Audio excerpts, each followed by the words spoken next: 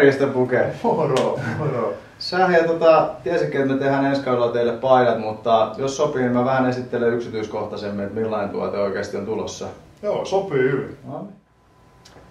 No niin, tämmöistä olisi suunnitteilla. Tästä lähdettiin liikkeelle. Logon pitää olla näyttävä.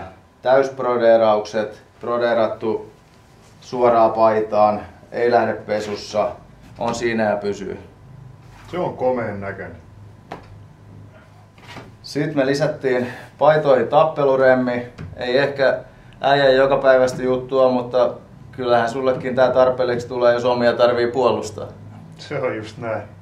Leikkaukseksi valittiin KH-leikkaus. Täällä on hyvä ilmanvaihto kylissä, verkkoon lisättynä. Sitten tää on monesta kangaspaasta luotu sen takia, että tää istuu viimeisen päälle, näyttää maskuliiniselta. Ja sitten täällä kulkee tämmönen erillinen putkitus vielä, jolla saadaan sitten visuaalisesti näyttävyyttä tuotteeseen.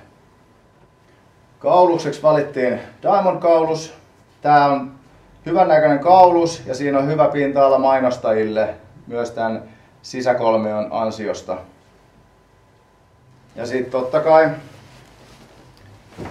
kohonumerot, 2 kerroksen tvillinumerot, jotka tuo viimeisen päälle näyttävyyttä ja arvokkuutta paitoon. On hieno paita.